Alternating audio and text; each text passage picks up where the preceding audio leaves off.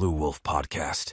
What would happen if police officers started taking their political ideologies and thoughts and start invoking them on the streets? I'm going to put this guy in jail because he's this, or her in jail because she's that. No, right? We can't do that. The best advice I ever got from a deputy chief that was a friend of mine, but I had to chew my ass a couple of times. He says, your job is to be apolitical. Here, you put that uniform on, you are apolitical. And I never forgot that because he was spot on. But other people forget that. Heads of agencies, we have the sheriff that does whatever he does, which is bizarre to me. We have the chief of police that, sometimes yields to that kind of direction from the people that keep him in play, in job, in work. And then we have the district attorney and so on. And then, so my point is, when there was the exit interview there were some judges that kind of came up in some of this stuff. One was Speedlin, right? She came up. I was just doing some research, right?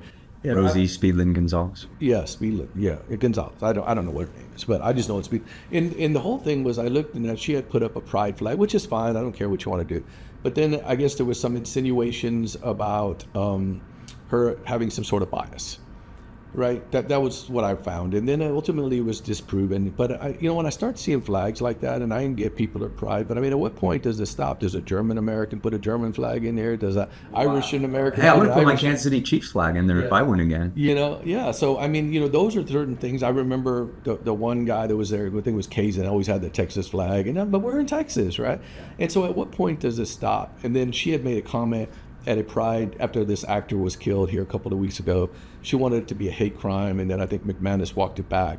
And then the first impression I got is she had made a statement, and I'm paraphrasing to the chief, that she didn't feel safe in her own community, that she knew the SAPD had a cultural problem, and that she had served on the Citizens Advisory Board, which is 3 citizens that sit at every disciplinary hearing, and that she felt that there was a problem and she didn't feel safe in her own community. Didn't feel safe from who? Well, that's just it. She didn't specify, but if she's talking to the chief and say, you have a problem, I've been on that board, are you insinuating that you're afraid of police officers? I take it as especially jumping on that bandwagon because they got a lot of flack from that all over on that, especially during Pride Month, that she's saying she doesn't feel, she's jumping on that bandwagon. She wanted a hate crime charged on this suspect that killed that he was gay. Why is any judge advocating for what? Well, because she is. It's so easy to see that I don't care about her status whatsoever. I don't either. Point, but it's so easy to see. So she jumps on that bandwagon, and I don't feel safe. That's the easiest thing for people to say. But then go be an advocate for the LGBTQ community and go do what you have to do. But I didn't take the comments to be in that regard. I think she was telling McManus, your cops are dangerous.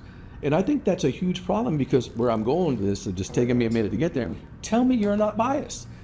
If an officer is not testifying in your court and you think we're all crazy or all going to be harmful or abusing our authority, how can you not be biased?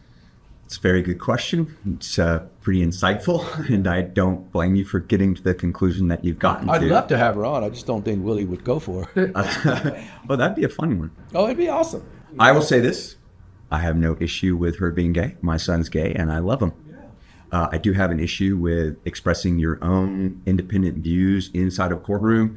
I didn't agree with putting a flag in your courtroom. That's not the point of your job. You're not there to advocate for any particular position. You're supposed to be neutral. You're supposed to be the most patient, inconspicuous, accommodating person, knowledgeable in the courtroom. And that's your role as a judge. I'm joking, but what prevented me from putting a Kansas City Chiefs flag in there?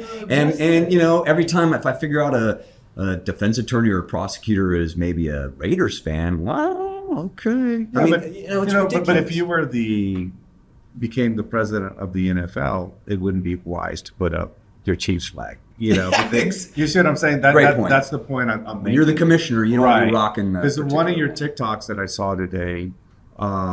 It's pretty cool. The Lady Justice. You had it in the background, and amongst so many other people speaking, Lady Justice again is supposed to be blind. She's got the skills to balance, to balance out all the evidence and things like that. And we're moving away from that so much. The issue again with LGBTQ, And as you mentioned with your son, yeah, hey, I don't know how my kids are going to turn out, but they'll be my children. And my issue is that, like you said, being biased to say, because of that, therefore this needs to happen, and swayed the chief, tried to sway him in doing it. In fact, and he did. He walked it back. Yeah, not just her. I think it was from the government, the city government, that said, "Hey, dude, that probably wasn't the right thing to say." First, then, and the chief doesn't make the call on a hate crime. That would be the district attorney's Right. office. Or That's the federal true. government. And it was like so early in the But I investigation. I had told Jason before we started filming, I said, and again, I look at it a little different. I'm just saying, okay, you were upset that this actor was killed. The actor had been a problem in the area for a while, right? And I don't know the actor, but I know there was a lot of people that said he was like, always kind of a problem. It wasn't just those two. He was arrested or removed in Austin a couple of weeks before that. It had nothing to do with him being gay, just how he was a problem. He was a voice actor, by the way. He's an actor. None the better. You're an actor. It's hard, right? Get a voice or don't get a voice. But at the end of the day, I was telling Jason, I said, she's sitting out there upset about this one murder, but I was telling you, I said, but there's 135 plus murders here every year. Do you not advocate for the rest of them, these victims?